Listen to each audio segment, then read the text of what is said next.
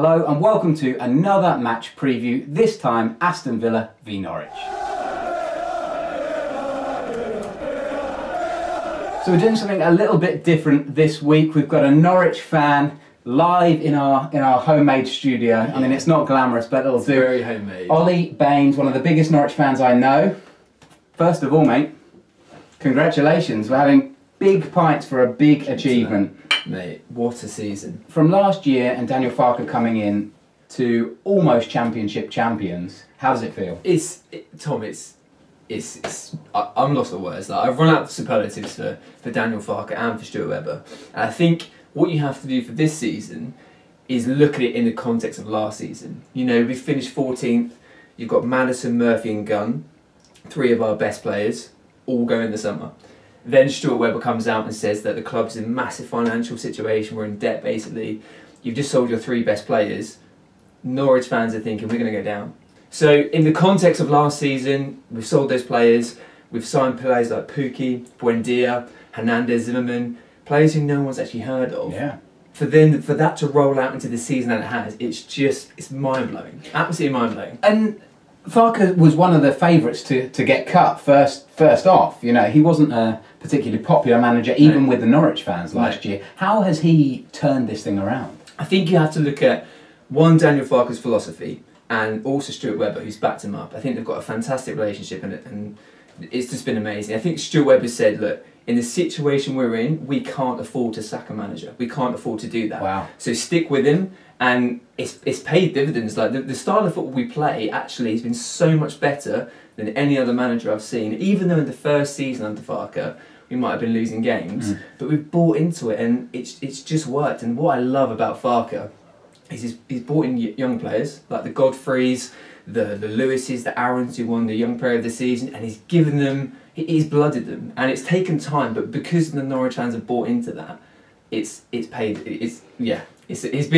honestly been amazing. Yeah. And do you know what the thing is, right? When we got him from Germany, I'm a massive Farke fan, as everyone can tell. Yeah. They paraded him around on a horse on the end of the game, and I was begging for it after the Blackburn game. Yeah. So get the horse, get him on it, let's parade him around Norwich. Still could happen. It still could. I want it to happen. Come on. Do you think you're going to be champions? Do you know what? My initial reaction was no, but I think since beating Blackburn, because we've got 4 draws on the bounce, and obviously we're choking here, I think we'll do it. We just need a point against you guys, just a point. And I don't know what your situation is in terms of where you want to finish in the playoffs and how that will affect your performance. Because ideally, where do you? Well, we're pretty much guaranteed 5th now. We could be caught by 6th, but we can't get 4th. So you'll be playing West Brom, although West Brom could, if Leeds lose and West Brom win, they could still swap. Fine. So it's likely that we'll play the Baggies, and I'm quite happy with that. So I'm assuming you're going to rest players? Yes, I would think so. So you've got Jed Steer, goalkeeper, who picked up... Former Norwich, indeed, yeah, who picked up a bit of an injury against Leeds. You've got John McGinn, who's on 14 bookings, so he's not going to play. Yeah, so there's no way he'll play. So if he gets booked, he misses 3 games. Okay, no way he's out. Tammy Abraham's still out. Jonathan Kodja carrying a slight knock, so he'll probably be rested. There's talk of Tyrone Mings as well. He was struggling at the end. So I think it's going to be quite a different team. In that respect, then, if we just need a point, I think Farke, you know, after the Blackburn result, for the first time this season, he said we can rest, we can enjoy a beer or two. But I think now they'll come back and be like, we want to be champions. For Sheffield United to be champions, they've had an amazing season, but I don't think they've been top for long enough to deserve it. I would be gutted if they took it from us. I wanted to talk to you about that whole having a beer now because you're up thing. Did you see the video of Chris Wilder coming out? I did. So Sheffield United singing songs and absolutely battered. Yeah. Doesn't seem like Norwich have done that yet. And to me, it's kind of like, why don't you just do that at the end of the season? You're so close there. Yeah, there definitely were a few beers flying around, and there was some like behind the scenes stuff, and there definitely was a few beers. Right. But I think Farke, throughout the season, he's kept the players on side. He said, we're not going to celebrate this right now. It's all about the end of the season. And there was amazing pictures of kind of the touchline, the dugout, when the full-time whistle went. Everyone around on the pitch, but you just saw Daniel Farke with his eyes closed, just this like punch. You could just see he was inside, just absolutely delighted that he had done this. And credit to him. I mean, it's almost mission impossible that it's made possible. I was going to say the players that he's got. He's got the best out of them. I think we've got the youngest, we've got the least experience in the whole league, like the youngest squad, and he's just made these players believe in themselves, and that's what it is. It's an unbelievable achievement. You look at him and Chris Wilder, and obviously Dean Smith as well. You can put in that category to go on that run and make this even possible, because we're 15th in February, you know, and now we're arguably the most informed team in the playoffs. 10 wins in 10. Yep. Unbeaten in 12. Yeah. And then we were unbeaten in, like, I think 13 or 14. So yeah. I know there's not much riding on this final game, but then in so many respects there are, because we want to be champions. Yeah. You obviously may want to kind of pick and choose who you want to get. So as much as it's kind of like it doesn't really matter, there is an edge to this game, sure. which I'm looking forward to. Yeah, yeah. So talk me through what you see as a starting 11 for Sunday. For Sunday, I don't think we'll change too much. Right. I'm going to see Tim Krul in goal. I mean, when he signed on a free transfer, do you know what? Norwich have had a really good period of time of signing good keepers. You know, Angus Gunn was our last one, and when he went, everyone was gutted. We knew we couldn't keep Angus Gunn, but to get Krul in there, he had a dodgy start, really, really dodgy start, but he's been amazing. I'm seeing Max Aarons and Jamal Lewis, the fullbacks, still playing. Whether they'll change it up in centre-back, I don't know, but I think Christoph Zimmerman and Ben Godfrey have been solid this season. I mean, they started the beginning of the campaign on the bench. We had Tim Closer and Grant Hanley in there, but they've just overtaken them, and they've been amazing. So they'll definitely start. The middle will be interesting. I think Tom Tribal's been out. You might see Alex Tetty. Now, blast from the past? Blast from the past. Do you know what? This could be a farewell for Tetty. Right. I feel like he may play as like a cheerio. I know every Norwich fan loves Alex Tetty, but you know, he's not. He's gone past his best. So I would like to see Alex start, maybe alongside Mario Vrancic, who scored that worldie against. You see it? Yeah. Top bins. Maybe him, and then we've got Stiepermann, you've got Buendia and Hernandez, and obviously Pukki up top. I mean, that four has just been formidable. How many of these players stay for the Premier League season, and how do you fancy your chances in the Premier League? I'm thinking all of them staying, pretty much all of them. I think because of our financial situation, which Stuart Webber's very clearly outlined is very bleak. Yeah. If we hadn't gone up this season, it would have been dire. Like, we would have been, I don't know what we're bordering on, but it's not a good situation. So I'm thinking the plan is to keep this body of players who are obviously on a high. I think there's one or two who will stand up for it, like Emi Buendia. I think he is already a Premier League player. I think we'll definitely buy in some talent, but we won't change our scouting philosophy, which will be to dip into Germany, dip into Argentina, go into those European leagues.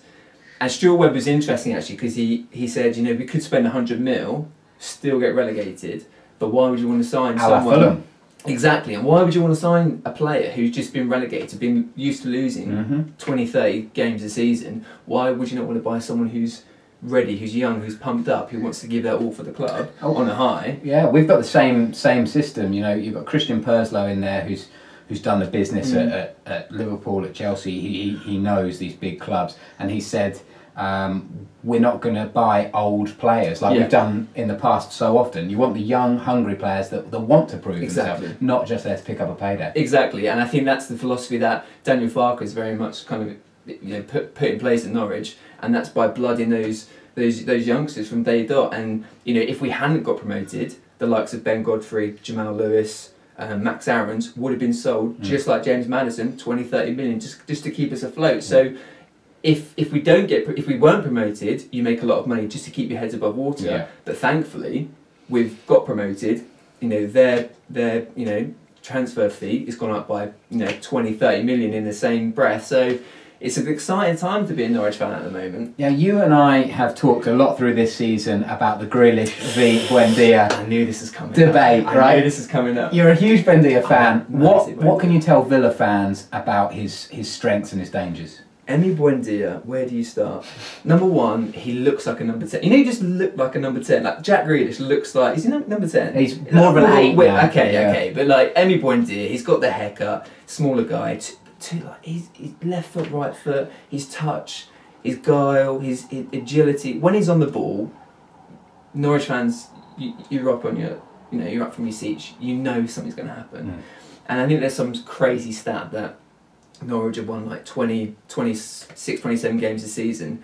He hasn't when he hasn't played, we haven't won. Really? Yeah. He just creates chances. He's the first in like creating chances, most dribbles, most fouled. He's just an exciting player. He's our Jack Grealish. Yeah. Better version of Jack Grealish. Wow. Remember your audience. Yeah. Well, I'll let you decide on Sunday. But Emi Buendia, Premier League quality already. Are people sniffing around him, or do you think now that you've gone up, he'll stay? Oh, I think he'll give us at least a season. Yeah. I think that's the hope for Farker and for Webber. I think he's a massive prize asset for Norwich, and if we can hold on to him, it'd be amazing. I think give us one season, Emi, and then you can go and do what you want. And I want to see him go to the highest level because he deserves it. Yeah. But I would love. He's our new Maddison. Right. We put so much emphasis on James Maddison last season. And he scored all the goals, made all the assists, but we finished 14th. Yeah. Emi Buendia, him and Stiepermann have just shared that load, but Buendia for me, touch class. Nice. So we've talked about the Norwich team that we think we're going to line up against. The Villa team for me, if Jed Steer, still unknown whether he's going to play or not because of injury, so it'll be the young Sarkic in goal if he doesn't play.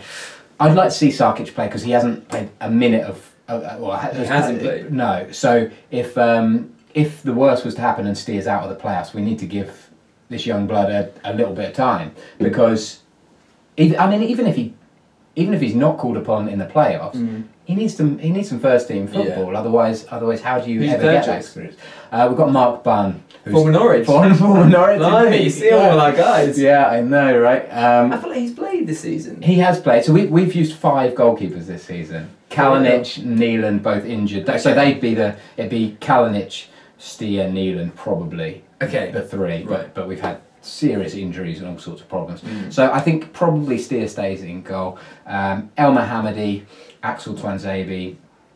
I'm leaning towards Mings still playing because I think Dean Smith's gone. He has been an absolute rock. Like obviously ex-Ipswich. Yeah, I was going to say that. him. I know he had the stamp on Nelson Oliveira, but mate, he's been a man mountain for you guys. As almost as important as Grealish. Would you say? Yeah, he came in at a time where we were in complete disarray, and without Mings' leadership and without his.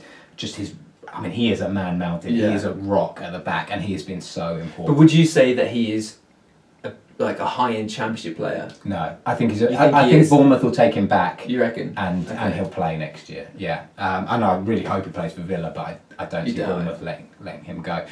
Neil Taylor at fullback. Neil Taylor, who almost got his first career goal against Leeds. I saw this. He was a keeper, wasn't he? And Adoma wouldn't let him have it. Harsh, man. And then you've got John McGinn out on 14 bookings. Good for us. So great really good fine, 2.5 mil. So it looks like it will be Glenn Whelan, Jack Grealish. Though I'd be inclined to possibly rest him. You're going to start? I think he'll. Yeah, I was speaking to Dan last night on the podcast. Dan thinks he'll start. I've kind of come round to that. Yeah. So about 60 minutes or something. Yeah, exactly. But he had a tough game against Leeds. They hit him hard and often. Most foul player in the Championship? Yeah, second year running. And he missed 3 months. So that says a lot. It does.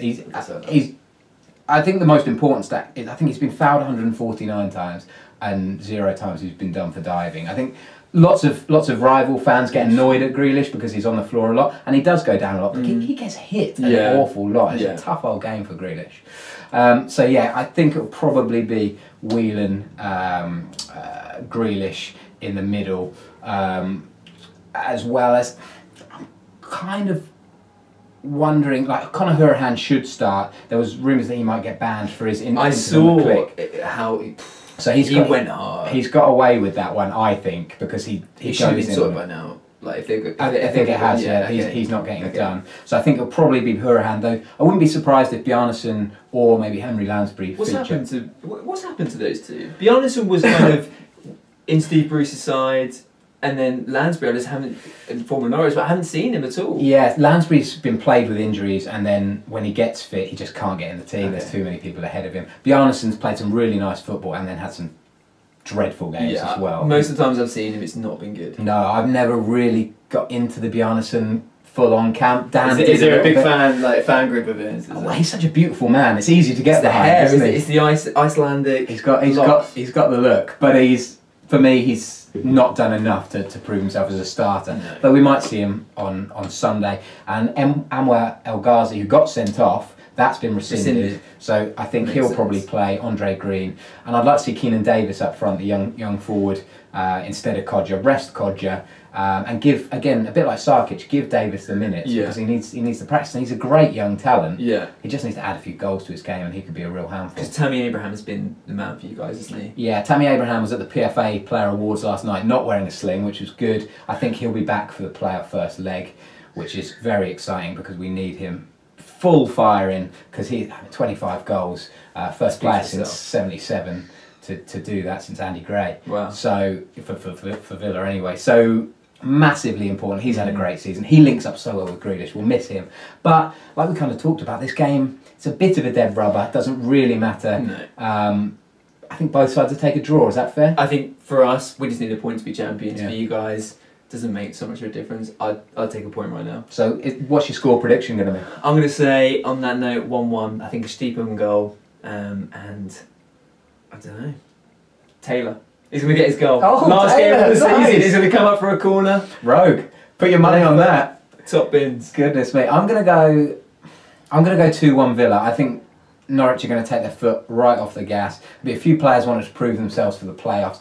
I'd like Andre Green to get the first goal because I just think he's been such a tricky player. He deserves a goal as well. Pookie to equalise, but then maybe a Conor Hourihane finish to win. Yeah, there's a lot to talk about this team. I feel pleased that it's Norwich, especially after Sunday. I feel pleased that it's Norwich and Sheffield United going up, and we've kind of said it all season. Leeds don't worry us so much because they've been so ready to go up.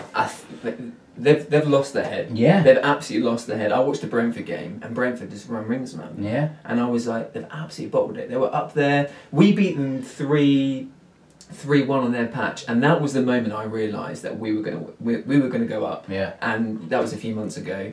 And just since then, like their last run in, I think Chris Wilder talked about it today. Everyone wanted Leeds to go up. No one wanted Sheffield United. In the last 10 games, Sheffield United lost one or drawn one to Millwall. Yeah. Last minute. But since then, like Leeds have lost 7. 7, in the last. I think since either February or Christmas. It's unbelievable. That's not promotion form. So they're bottlers, and they've done it before. Absolutely. They did it last year under Monk, and 15 years in the Championship for Leeds. Exactly. I just feel like the game against Villa just epitomised what is happening. They just look like they're just so and they've been rattled, absolutely rattled. So I think it's a good time to play Leeds. Anyone who gets them in the playoffs, I think they're probably favourites to do them. Who do you think is going to be the final team in the playoffs? So you're not even looking that far down. You've got Derby, Bristol City. I think Borough are kind of like still. Yeah, just about. I would like to see Derby in there. The playoffs this year, I was just so happy we avoided it. Yeah. I just didn't want to bottle it last minute because it's so tight. Yeah. I think West Brom and Villa for me are the two that would go far. Leeds, I think they've completely gone. Their head's gone. Ooh, Frank Lampard. It'd be nice to see Frank Lampard. I'm a big Frank Lampard fan. Get him in the playoffs. Give him that chance. Yeah, I think they've got some great. Harry Wilson. What a player. Frank Lampard v John Terry in the final. Could you imagine? Well, what a game. We can only dare to dream of that at the moment. Ollie, thank you so much for joining us. This has been a bit of a different preview this time. If you've liked it, let us know in the comments. Maybe this is something we could do, get other fans on next year for a little bit more insight into the other team. Make sure you're liking, subscribing. The podcast is out now as well, so check that out.